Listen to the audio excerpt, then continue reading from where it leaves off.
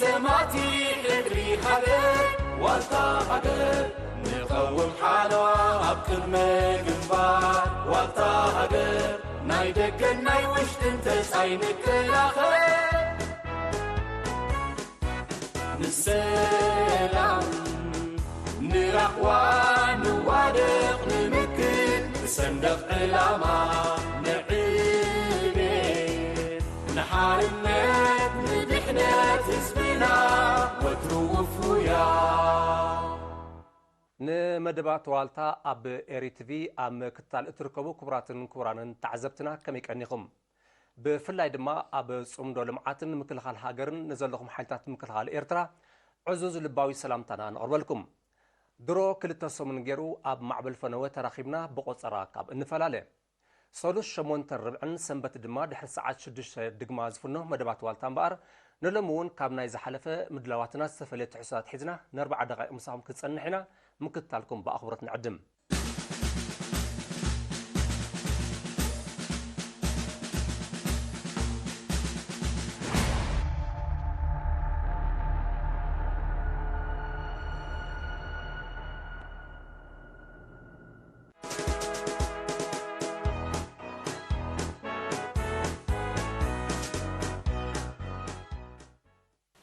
لتنال كولونيل زرعي في صحيح كبيت عفت حلقات أغلال الستاف ميسر ممكن خال كبر جزيرة سوي إخوان إذا كان عدل بشمين بشم عدالتي مدب والتان بلبي يمسجن بمقطع نايلو معنتي أرسنا بزعبا سرة أمنتيو تكون مو كم توي حتى تكوننا سرة أمنت انتاي مالتيو مس بوليتيكاوي قالسي حزبي أرتاز اللو متأثر كمين سرة أمنت كبالن كله تمر التحساسبان أي حدا بوليتيكاوي ودب ويسلفي ويون نهاية مالت محبرون كون غل بعد على قنت هاي سرة أمنت دليتنا أي حدا وقن حررتا سمعت رأي زسرت له مسرتاويات حساسوا مالتي أزي بعتقالي مجمرة سرة أمنت أب هجراو عسي أنت عينة تابر كتله ويك هجراو سرة أمنت كذا أسونسي كما يلي ماتيو وكما يمحبل السيتي سرة عذاب جمرة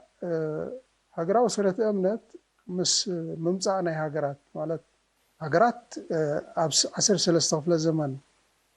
أب قلق على جزء فلود هنا جغرافيا خلي كم اجت عند رمعز عوشتتي جغرافيا خلي زنب حزبها كم حدث امور حزبي سلستوس ده بو درجه كحاسب مش جمريتي هاغراو سرت امن زمصغن اتن هاغرات قلين بوشطاوي معبالين قلين كاب قداماو درريت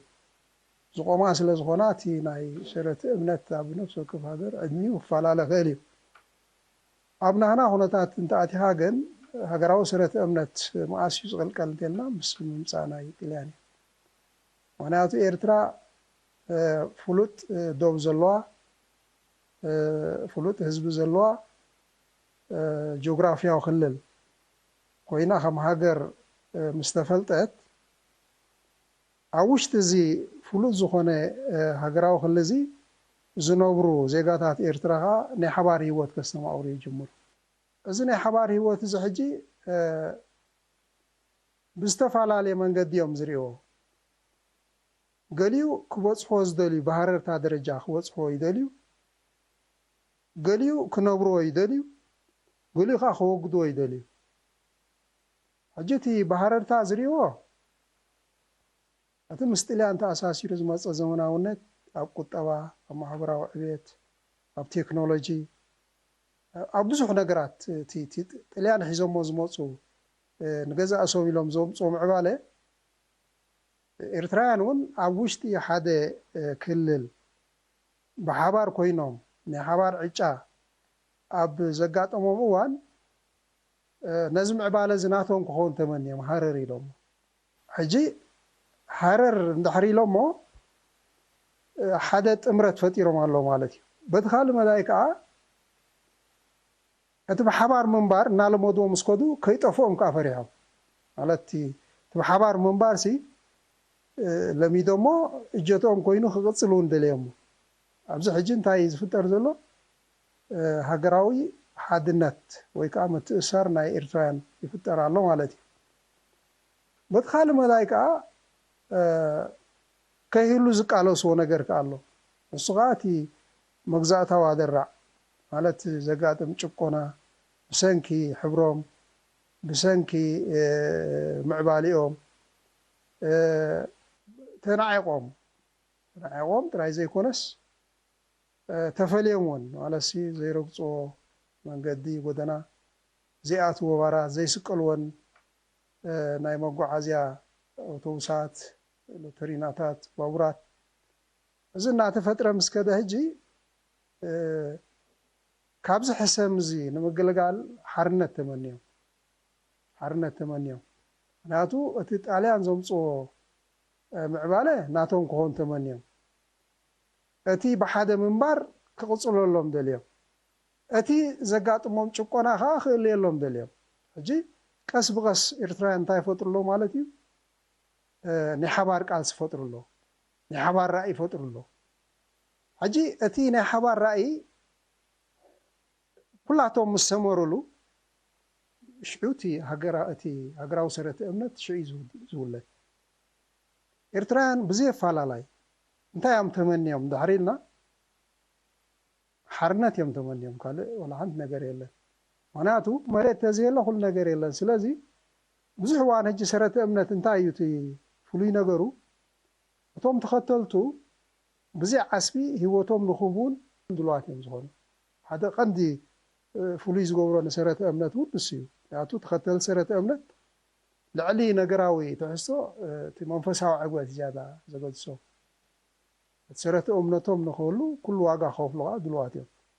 ሕጂ እዚ ንብሎ ዘለና ኣተሓሳስባ ናይ ሰረተ እምነት ኣብቲ ሕብረተሰብ ኣቐዲሙ ስለ ዝፀንዐ ከምቲ ኣብ ፀቢብ ኣከባቢ ኮይኖም ናይ ሓባር ራእይ ናይ ሓባር ድሌት ሃረርታ ከም ዕላማ ሒዞም እውን ብሓደ ተወዲቦም ናይ ምቅላስ መንፈስ ዝፀንሖም ኣብቲ ሃገር ምስ ኮነ ብገፊሑ ንኩሎም ዝጠምር ፍሉጥ ዝኾነ ጂኦግራፊያዊ ክልል ዘለዎ ፍሉጥ ዝኾነ ህዝቢ ዝሓዘ ሃገር ምስ ተመስረተ እውን እዚ ምግባር ኣይሸገሮምን ምክንያቱ ኦሬት ተመክሮ ኣብቲ ልቢ ናይቶም ኤርትራውያን እውን ፀኒሑ እዩ ዝኾነ ኣብቲ ግዜ ጥልያን እዚ ንብሎ ዘለና ኩነታት ምስ ተፈጥረ እቲ ዘማዓበልዎ ሰረተ እምነት ንኩሎም ዝጠምሮ ማለት ብሃይማኖት ክፈላለዩ ይኽእሉ ኾኑ ብብሔር እውን ክፈላለዩ ይኽእሉ ብቋንቋ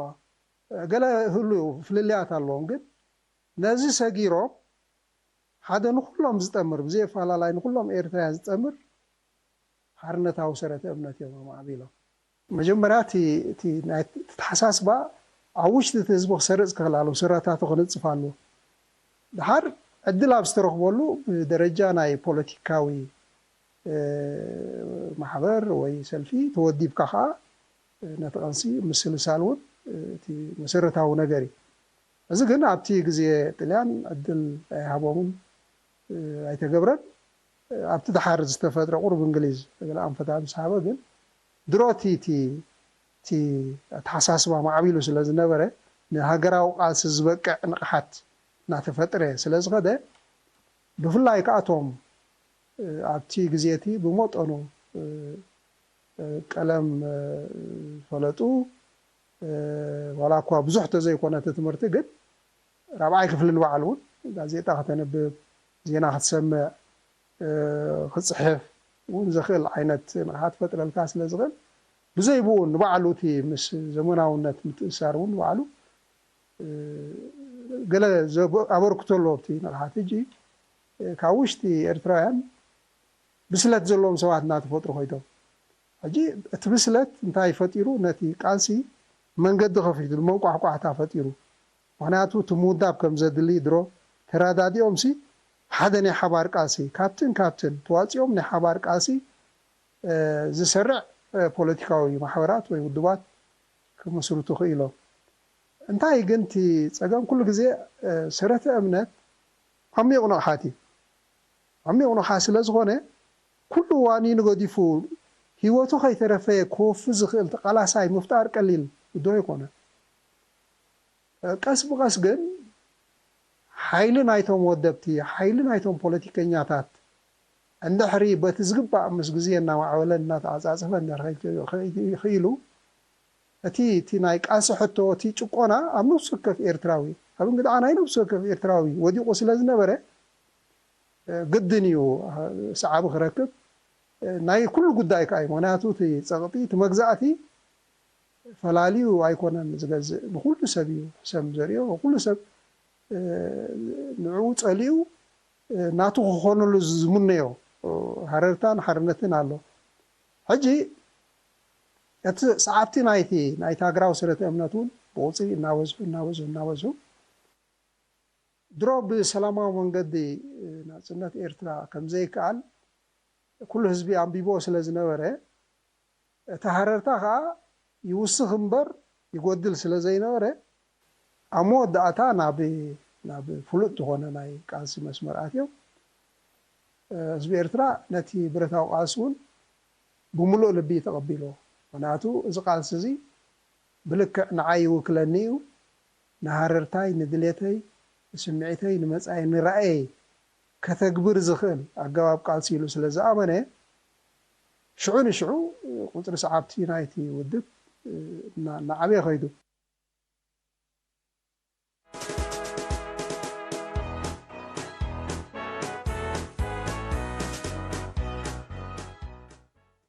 መደባትና ገና ቀጻልዩ ዝኸበርኩም ተዓዘብትና ሕጂ ናብ ማዓስከር ሓይሊ ባሕሪ ኤርትራ ገደም ኣቢልና ኢና ክንወስደኩም ንኡስ መደብ እዋናዊ ፍጻሜታት ዋልታ ንዘቤታዊ ንጥፈታት እቲ ማዓስከር ዝምልከት ዝዳለወቶ ትሕዝቶ ኣሎ ሓቢርና ንከታተል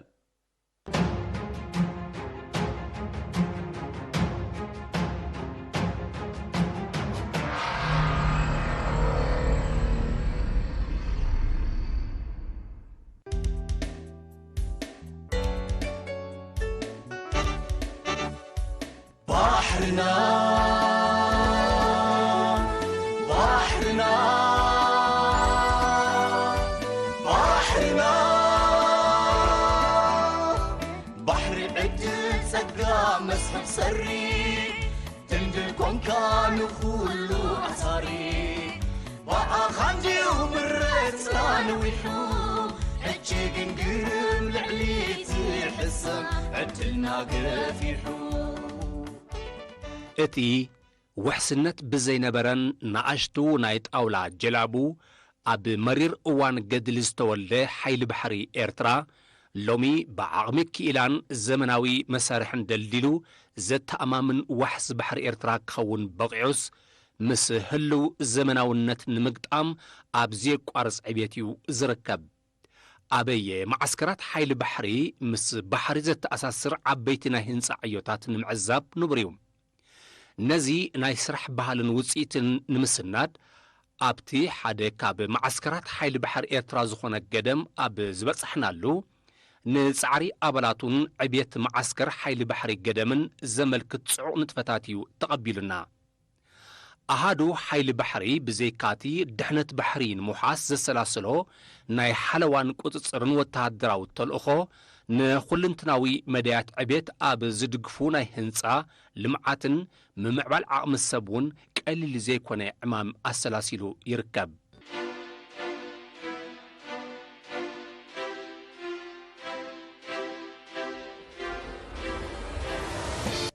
ኣብቲ ዝምልከቶ ዓውደ ሞያታት እዩ ዝነጥፍ ነፍሲ ወከፍ ኣባል ልዕሊ ኩሉ ኣብዚ እንታይ እቲ ሓይሊ መዐቀኒ ናይዚ ገዛና ሓቢርካ ምምጋብ ጥራሕ ዘይኮነስ ሓቢርካ ምስራሕ እውን ክድፋእ ኣሎ ካብ ዝፀንሐ ብፍላይ ካብ ውሽጢ 3 ዓመታት ማዓስከር ገደም ብህንፃታቱ ፍርያቱ ይኹን ቀጠልያ ትርኢቱ ዳርጋ ምስሊ ከተማ እዩ ሒዙ ዘሎ ገና ድማ ኣባላት ናይዚ ማዓስከር ረሃፆም እናንጠብጠቡ ንሕን ክእለትን ደሚሮም ኣብ ዓበይቲ ስራሓት ተጸሚዶም ይርከቡ እዚ ማዓስከር ናይ ህንፃ ዞባ እንክመስል ብድምፂ ማሽነሪታትን ምንቅስቓስ ክኢላታትን ዝተመልአ እዩ ኣብ ውሽጢ ማይ ባሕሪ ጠሊቖም ህንፃዊ ስራሓት ዘካይዱ ሓፂንን ዕንፀይትን ዝጸርቡ ኣትክልቲ ዝኹስኩሱ ዝነድቁ ካሻስትሩስ ዘዳልውን ኣብ ካልዕ ዕዮ ዝተዋፈሩን ኣባላት ሓይሊ ባሕሪ ዕሙር ናይ ዕዮ ቦታ የምስልዎ እዚ ስራሓት ብኸመይ ይዕመም ብውሽጣዊ ዓቕሚ ቀየስቱ ኣባላት ሓይሊ ባሕሪ ሰራሕቱ ኣባላት ሓይሊ ባሕሪ እዚኦም ሕጂ ከምዚ ኣብ ካልእ ትካላት ወይ ሚኒስትሪታት ዝካየድ ሓንቲ ፍሊቲ ናይ ህንፃ ትካል ኣምፂኻ ዝተሃንፀ ወደብ ኣይኮነን ብውሽጢ ዓቕሙ ዘሰላሰለ ሓይሊ ባሕሪ እዚ ኩሉ ንብሎ ዘለና ብምንታይ ይስራሕ እንተልካ ብሰብ ዓቕሚ ሰብ ሞያዊ ዓቕሚ ሰብ እዚ ዓቕሚ ሰብ እዚ ከዓ ዝተፈላለየ ሞያ ዘለዎ ካብ ዝተፈላለየ ተመስሪሒ ዝመፀና ኣብዚ ማዕቢሉ ነዚ ትሪእዎ ዘለኹም ካብ ቀዳማይ ዙርያ እቶም ዝነበሩ ቅድም ኣቦታትና ንሕና እውን ኣብ ገለ ረኪብና ንኸዶ ዘለና ስጋ ሕጂ ካብ ቀዳማይ ዙርያ ስጋዕ እዚኣ 33 ዙርያ ኣብዚ ገዛ ኣሎ መሪሕ ስነ ሓሳብ ህዝባዊ ግንባርን መንግስቲ ኤርትራን ዝኾነ ርእስኻ ምኽኣል ኣብ ማዓስከር ሓይሊ ባሕሪ ኤርትራ ገደም ግብራዊ ትርጉሙ ክርአ ይከኣል ኣብ ኩሉ መዳይ ነብሱ ንኽኽእል ንዝገብሮ ፃዕርን ውፅኢቱን ነዚ ዝነፅር ስለ ዝኾነ ገለ ካብ ዝተዓዘብናዮም ዕማማት ምህናፅ መዕሸጊ መራኽብ ስራሓትን ልምምድን ዳይብን ምግራብ መፍረጥሬትን ፍረታትን ይርከብዎም ገለገለ ኣግራብ ክንተክል ምጀመርና ተም ኣግራብ ፅቡቕ ኣንፈሶ ዳቡና እዚ መዓስከር ብኩሉ ክግርብ ኣለዎ ከባቢና ከዓ ናብ ሓምላይ ቀጠልያ ንቂሮ ኣለና ብዝብል መብርሒ ስለ ዝወፀ ቤት እዚ ኣብዚ ሓይሊ ባሕሪ ዘሎ ኣባል ከዓ ብምሉእ ኣብኡ ከም ዝሳተፍ ተገይሩ ማለት እዩ እዚ ሕጂ መራኸብና ዓሽገናሉ ዘለዋ ቦታ እንተርኢናዮ ቅድሚ 3 ዓመት ዝነበሮ መልክዕን ሕጂ ዘለዎ መልክዕን ዝተፈላለዩ እንታይ ስለ ዝኾነ እዩ ተፈላለዩ እንተኢልና መጀመርያ ውሕዳት መራኸብ ነይረን ሕጂ ዘለዋ መራኸብ ርኢኹም መን ኢኹም ብኣካል ሓደ ክልተ ኢልኩም ትቁፅርዎን ትኽእሉ ኢኹም ጥራይ ደይኮነ ግን እቲ ንሳተን ዘዕሸጋሉ ቦታ ቅድሚ ሕጂ ውሱን እዩ ነይሩ ኣዝዩ ድሩት እዩ ነይሩ ኣብ ውሽጢ ዝሓለፈ 3 ዓመት ግን ብውሽጣዊ ዓቕምና ሃኒፅና ኣብዚ ሕጂ በፂሕናያ ዘለና ደረጃ በፂሕና ኣብዚ ማዓስከር ከባቢ 3000 ተምር ኣሎ ዛጊት ሕጂ ናብ 4 ዓመት ወዲ ናብ 5 ዓመት ከይዳ ኣሎ ዝፈርየሉ ግዜ እዩ ማለት እዩ ካልእ ኣራንሽዊን ኣለና ከባቢ 600 ለሚን ከባቢ 700 ዘይትውን እውን ኣለዎ ውሕድ ኢሎም እዮም 34 ኾኑ ብሓፈሻ ግን እቲ ቦታ እንዳሪ ብፅቡቕ ሕሽካዮ ዳሃብካዮ ዝቕበል ሓይሊ ባሕሪ ማዓስከር ገደም በዚ በፂሕዎ ዘሎ ዕብየት ዝወልድ ናይ ስራሕ መንፈስ ኣብ ዝሓለኖ ዕላማ ንኽበፅሕ ዝእግሞ ከምዝየለ ኣረጋጊፅሎ ኣብ መጻኢ ክኾኖ ዘለዎ ምስሊ ቀሪጹ ምህላው እውን ብኣጋ ተነፂሩ ይርአ ንሕና እውን ነዚ ዋልታ ባሕሪ ኤርትራ ዝኾነ ሓይሊ ባሕሪ ኣሳልጦን ዓወትን ንምንየሉ መዘናይ ወርጠበ መንእሰይ ወርጠበ ንኡሰ ፋርሰ ዓርከተ ጎበዘ ልባም ዘይነኣሰ ጸዳል ብርሃን ኣብቲ ደመንገረ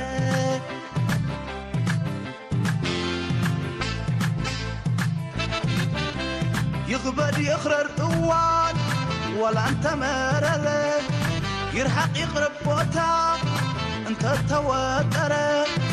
معريكون عرد ابغت بشعاق المساكر تران عزوز جدن سنة أبوي فريات أب عبيت حنت هاجر إزي الكهجلت أيكالن بفلاي أب سنة صحف حيالن درماسن صلوا الله وتباهيلو زمنلو حيل قتميهم بتوساخي قتمي تيليجراماوي ملأختي كم زلوا دمه يأمن أما نلومي قتمي أنت جابزناكم كمي نقدم بلو أبتي هوشتو حلوم محدرو نابس جزين كلو قدرا بحبو زحرس قاعد هاتستخوح حفتوز النقص أبقو وطور جمات سب نيرو رمت زفناتس وراي زاتو سب وراي دحنت زبي أفركب تباهله روح كبان لبي وحزدم تعقتها زدك أست لبي متنازل حلحا زهر هرت لبي كابز غزف كاليئيت كابز قتل ساعات كاب تخع وعشكت كاب امباغنن سرعات والتا زخون الله زصحي الله معات ززحل الله تيت زعات عتلعات زوت رجمات ندهنت زمقوت مخفت أفو مريت مخدن أفو مريت سبني ربتعلوم سبني ربت إسات سب أو نت جت والتا خبر حفاش والتا لبهاجر سرع وحز دما تواقع أي دكتور روحي بزحوي سليا زقبر سلا هاجر زجمر منبار سلا نبسو زتنت أنا منبار عليت هو إرترا هايمانوت هو إرترا عدو إرترا وغنو إرترا أبتتصواق قدل أفتفروح السفرا أم مدراو سيقول زتخلين أبرا سبني رب بحرا سبني رب مدرا سبني رب أيرا نكاش دوباتا ألام بانديرا حنقر واساتا صنع محاورا هلغلغو مزازمي تتحزقو مسقزمي تنفاساب تنفاسو حويسو مسأته وعدي نابدن بن محرسن مسكونة منقدي كوتا قاليهو مسو حسو رفدي اشتاف رزقه مسكونو بقدي مسوق موقيتو الفردي والتا ياني والتا نعجبوي درعي ياني درعاتين رمي هقري كداني بانديراي ولادي حقف حفاش مربتي كبرا خبرتاتي إلو دومنا بحراف سيسو تنفاسو مستنفاسا حويسو سقو ناب حمد مليسو ناب لب إرترا تنبيرو منفسو سلازيو علم كتلعتت بإنداب عليت عداقا وريدو ناتشت أمن النت مشارف دلالو إنا غنات هيوت بزرقي زرقخا كنا غس قربيت إنهات مدر سلام تساقن بروفتا أب نفاسا سلزلو والتا أب دوباتا سلزلو والتا أب سور دما سلزلو بويتا بخنافوز فليا خمسلتا نسو نسا وينو مفلمتا مختمتا سلزي كما يلامو إرترا زي تخبر كما يلامو إرترا خدفر أبت حيان كل والتا هجر أم نفاسان كله صنوع أم أجر نسان ختنبر زت أنت أنا منبار بركحات إنزل علم زخبر والتا زنت قلت نايموا البحر والتا مدبنا أب مززام قصيو زخبركم تعزبتنا حدن ناي مودعتان تحسيو تريفنا زلو نابتي مدب كسكركم وعلى والتايو تداليلو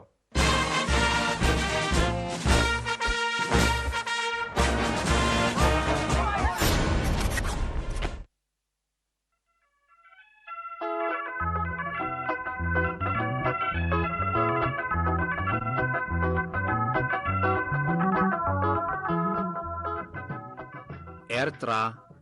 سالاتي معت حزبان دم سراوران زخونه حيلتات مكل خالان بلوصات قيحت دق اخفيلا ناصنتا زرا غصت ورقاويت هاغريا سلازخونه ايدما معرتي ناصنت استخفله كبيد واغا كم هاغر تخبيران تحفيران نختنبر زخلا زلو ازدما سالاتي رزين حلافنت تسكيمو معرك كالوت هاجرات نختسرع كبرتي وتوفيو جنجاز خنا والتاز خنا حيت سراويت ايو امان امان امان اكحكاو ابايكا يتصنو عزيمه وادق حلاق حما حيت انت عزيمه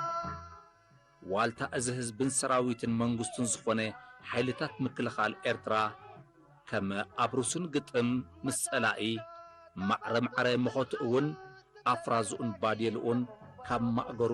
ዘላቕ ከየበለ ኣብ ገስጋስ ይርከብ ኣሎ። ሓይልታት ምክልኻል ኤርትራ ታሪኽ ኣያታቱ እናወረሰ ንኹሉ ቡድሆታት እናሰገረ ንምዕባለ ሃገሩ ሓዲድ መሰረት ከንጽፍ እጅጉ ሰብሲቡ ንሃገረይ ምስ በለ እዩ። እዚ ካብ ወለዶ ናብ ወለዶ እናተሳገረ ዝመጸ ሰውራዊ ባህሊ ኤርትራዊ ሰራዊት ሃገራዊ ሓላፍነት ተሰኪሙ ኣብ ግዚኡ ነቲ ታሪኽ ተረዲኡን ወሪሱን ሓላፍነት ናይ ምስካም ባህሪ ኣጥሪ እዩ። ውፅኢት ናይዚ ንቕሓትን ጽንዓትን ድማ ኤርትራዊ ሰራዊት ንሃገራዊ ዕላማ ክዕውት ደው ኢሉ ጸኒሑን ኣሎን። ኣብ ቀጻሊ መስርሕ ነቲ ታሪኽ እናተማህረ ነቲ ሓላፍነት እናወረሰ ንህይወቱ ከይበቐቐ ወይ ብዛዕባ ነፍሰይ እንታይ ዘይሓሰብኩ ከይበለ ብጽንዓትን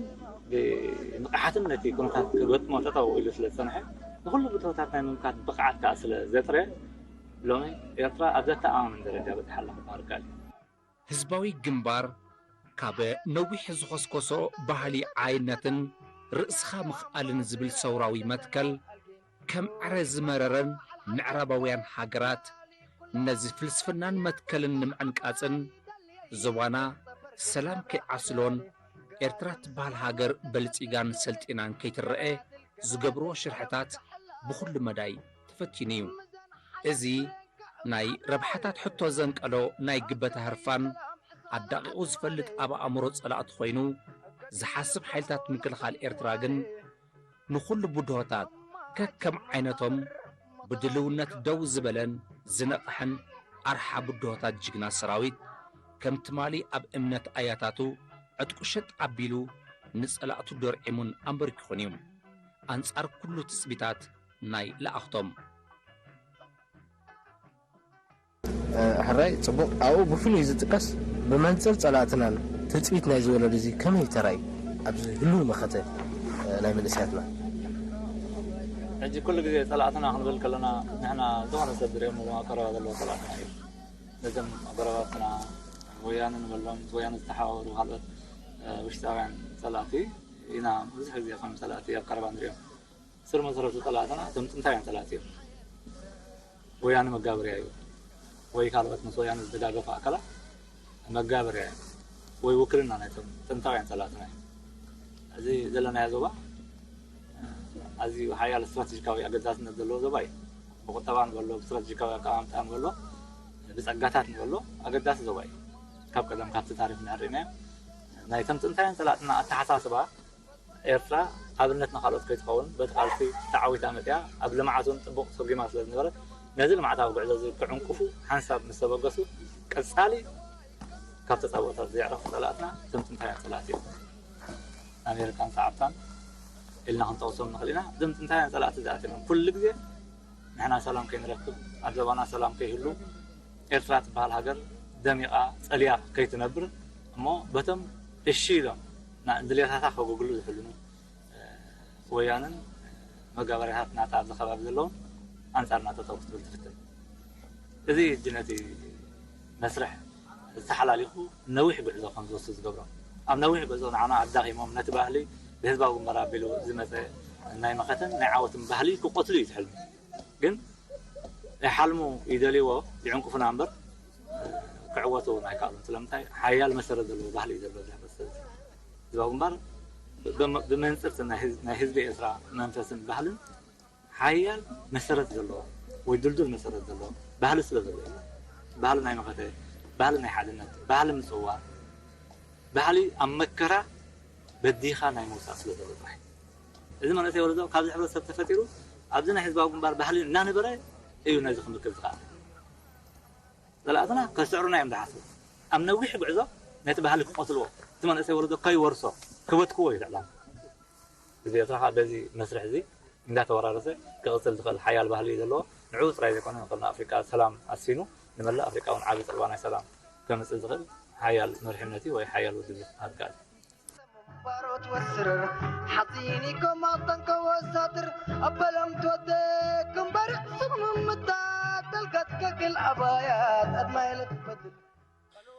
ሓይልታት ምክልኻል ኤርትራ ለሙን ትማልን መሰረት ዕላምኡ ሓዲዱ ከይስሓተ ንቕሓት ወለዶታት ንምብራኽ ገድልን ገድልታትን ሃገርን ሃገራውነትን ብመትከል ሰንሰለት ከይበተኸ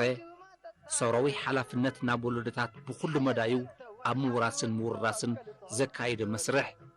ምስ ኩሉ ቡድሆታት ብምዝማድ ኣብ ሓደ ሃገራዊ ዕላማ ብምስማር ናይ ዕላማ ሰራዊት ኣብ ምህናፅ ዝተሓልፈ መስርሕ ውፅኢት ናይቲ ሰውራዊ ኣካይዳን ጽፉፍ ዕላማን እዩ። እዚ ዕላማ እዚ ድማ እዩ ኤርትራዊ ሰራዊት ካብ ናይ ካልኦት ሃገራት ሰራዊት ፍልይ ዘብሎ። ኣብቲ ዕላማ ዘለዎ እምነት ሕጂ ኩሎም ሃገራት ሰራዊት ኣለዎም ግን ንዞም ዝመፅእ ሰራዊት ዓብዪ ሃገራዊ ንቕሓት ዘይውንን ሰራዊት ኣብ ኤርትራ ዘሎ ሰራዊት ንደሞዝ ክጥዕመ ኢሉ ሰሪሑ ገንዘብ ክረክብ ኢሉ ዝመፅእ ሰራዊት ኣይኮነ ንሃገራዊ ዕላማ ዝመፅእ ሰራዊት ስለምንታይ እቲ ትማሊ ዝሓለፈ ናይ 30 ዓመት ቃልሲ ናጽነት ንኸይትመጽእ ብጸላእትና ዝተገብረ ዓመፅን በደልን ንዓለም ክጠፍእ እዩ ናጽነት ኣይረክብኒ እንዳልወድ መጽ ሓይሊ እዚ ሓይሊ እዚ ድልድል መሰረት አንጢፉ ነታ ናጽነት ምስ ተንጽአ ብሓይሊ ኣምፅኡ ብረፈረንደም ምስ ረጋገጻ ድሕሪኡ አንጻር ኤርትራ ውግእ ክገብሩ ዘይግብኦም እዩ ነይሩ ክበሃል ካል ግቡእ ኣይነበረን ንመሰሉ ንኽብሩ ንመንነቱ ሕሊፉ ክህብ ዘይክእል ሕብረተሰብ እዩ ካብዚ ስለ ዝበገስ ሰራዊት ህዝቡ ኸዲሕን ሃገሩ ኸዲሕን ወለዶታቱ ካብ ስቃይን መከራን ነፃ ኮይኖም ክነብሩ ዘሕልም ሰራዊት ስለ ዝኾነ ካብ ካልኦት ፍልይ ይገብሮ ኣጠቃሊልና ኣብ ዕላማ ዘለዎ እምነት ሓያል ዝኾነ ሰራዊት ከም ዝኾነ ዝገብረልና ንገልፀ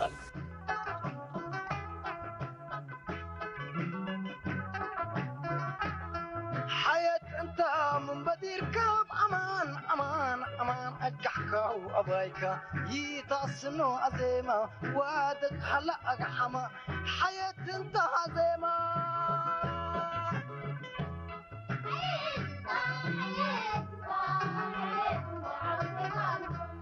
حياة انت ሕጂ كل ግዜ ኪናት ብኽልተ መልክዕ እንዲኦም ብስነ ፍልጠትን ብስነ ጥበብ እንዲኦም ዝምርሑ ኣብ ናትና ባህሊ كل ግዜ እቲ ስነ ጥበብ ዝሓየለ እዩ ስነ ፍልጠት ክልተ ተደምሮ ክልተ ይኾን 4 ኢሉ ብሓደ ማለት ክመርሓና ክእል እዩ ስነ ጥበብ ግን ሰባት እቲ ቁኑዕ ኮይኑ ዝረአዮም ስጉምቲ ኣብ ውሽጢ ናይ ኩናት ሃዋሁ እቲ መፍትሒ ኮይኑ ዝረአዮም ኣብ ታሕቲ ኮይኖም ካብ ሓደ ዝለዓለ ከመክሮ ዘለዎ ሰብ ከይተፀበዩ እቲ መፍትሒ እንታይ ከም ዝመስል ከተግብሩ ዘኽእሎም ናይ ምትዕፅፃፍ ሓይሊ ስነ ጥበብ ክንብሎ ከለና ይጣበቡ እዮም ይባልሓት እዮም نينا يبدوه بينا عينة ملكع كم زمكتوا زخل حيل زلوا مسرح نايتو كناتي سنة سقاينا معود دبزح سيدنا أسي أبال سيدنا أسي مدفع عجي سيدنا أسي مراح مسرح مراح كانتا يمسرح ولا مسرح اتناهنا بهالي اتناهنا سرعة إذن كوزرن نتناهتنا سب ودناهتنا سراوي اتي كونو يجب لو سبن توسيدو عود كم زفي إذا أبقى مسرح ناتو خسكو سيد خيدي زي ما أقول سرعة إذن كسر الناس شوية. كم مثل هذا خني توفين علامات وفاسب أفتح بعضه عود كم مثل دخل سبنت الناس هذا نتشجر كفتح إذا قالوا ناس الناس هذا الله شجر ناي مفتح حيلي أفتسمت لازم تنسمت أو سرحات أفتي عود وجه نسك أسألي أفتسلت أنا نات مهارون زمزق نسقط مريت كم يجرو خمس رجال أينا يكتب مريت أقداسي كم زخانة أينا عندك برد نينا عندك بوتها كم زعسو بزحت مرتين سلطنا نصل الزوار عرفت بيتها بقبل متأخر مودة أتاكي ملك عناي وجه نتسب ناي مجرى الشعب بقعات ويفلت الذهب توجه بأكله مثلا حيلتات مكلخال إيرترا نسلام كرنا أفريقيا كزرقن نعربويان كجلجل نتسن حجاندا حلم بتاتينو عمناي جوحف تاريخ أبز دربيلو تاريخاوي مدرخ ناي معبالن سلامن حواهو كرنا أفريقيا بحيال كالصنو أبريقو الله عبزهلو مدرخ إيرتراو سراويت زلو بقعاتن كومنان كم زلو حيل عكيبو ني إيرترا معرتن زمعبالها هجرات كسرعة أمختن لمعاتن بلعل أجام يقسقسالو بزغربنا لكم تحسوتات عقوبات كتكونو آمنا تصواتنا زخبركم تعزبتنا نلومي زبلنا يوم دلواتنا مبقر أبزي تزازيم اللوم أب قصالي مدباتنا بزحاشن استفلين تحسو حزنا خنمص نتسفهم نلومي ودحانكم سلام